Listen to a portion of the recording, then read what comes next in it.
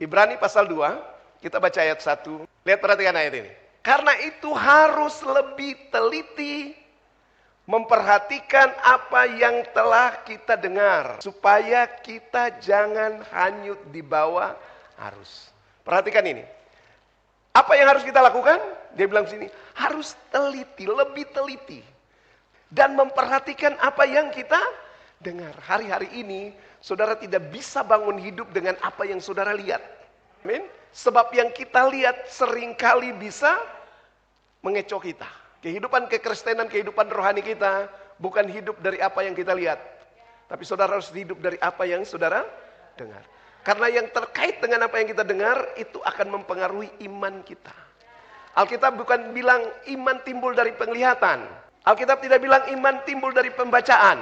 Tapi iman timbul dari pendengaran. Pendengaran akan firman Tuhan. Jadi hati-hati dengan pendengaran kita. Saudara teliti lagi dari apa yang saudara dengar.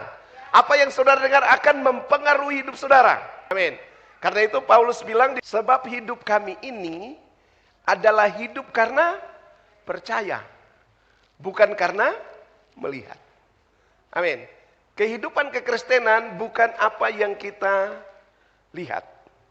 Amin.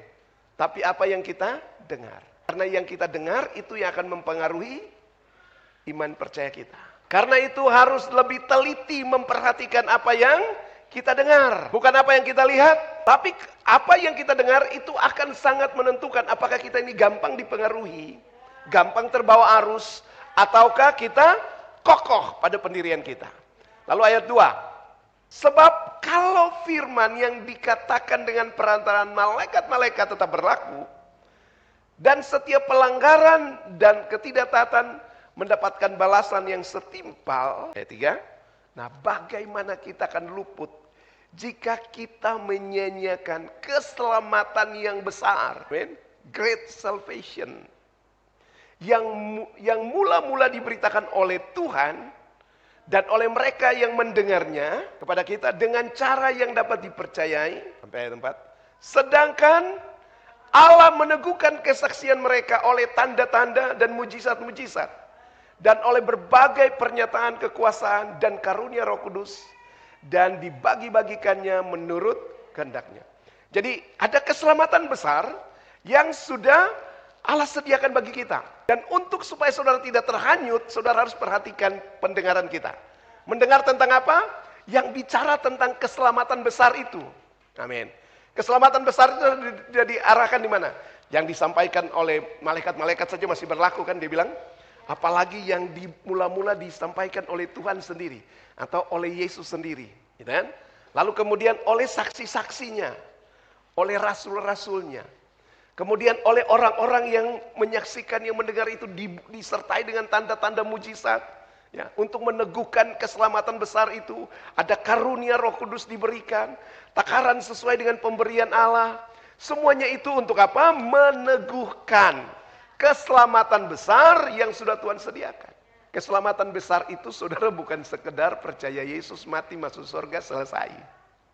Itu terlalu dangkal. Gambaran keselamatan besar sekali lagi, Tuhan itu punya rancangan sejak semula. Tadi itu menciptakan satu makhluk di luar Allah Tritunggal dan yang bukan malaikat, yang serupa dan segambar dengan dia, ditempatkan di bumi. Ingat ya, Tuhan tidak ciptakan manusia di sorga. Karena itu sorga bukan tempat selama-lamanya untuk manusia. Katakan amin. Iya. Jadi orang mati itu di sorga bukan untuk selama-lamanya. Karena Tuhan tidak ciptakan manusia di sorga. Tuhan ciptakan manusia di bumi. Tempatkan manusia di bumi. Seandainya saja Adam pertama tidak jatuh dalam dosa, maka manusia tidak akan pernah mati. Dan dia tidak mungkin transit ke sorga. Baru nanti dia balik lagi di langit baru dan bumi baru. Amin. Iya. Jadi Tuhan tidak ciptakan sorga buat manusia. Tuhan ciptakan sorga itu untuk malaikat-malaikat, makhluk-makhluk sorgawi. Manusia bukan makhluk sorgawi. Manusia adalah makhluk bumiwi ini. Sehingga nanti ketika manusia harus dikembalikan lagi, maka Tuhan ciptakan bumi baru supaya manusia yang tadi transit di sorga itu ditarik lagi masuk di bumi, tanggung jawab urus bumi.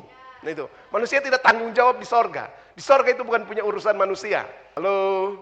Manusia diciptakan untuk berkuasa dan memerintah di bumi. Jadi selamanya ada di, jangan lari tinggalkan bumi. Dia bilang antikris mau datang jadi keton cepat-cepat diangkat juga dari bumi ini.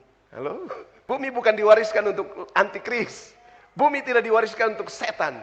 Tapi bumi diwariskan buat kita karena kita ditempatkan di bumi ini. Oke.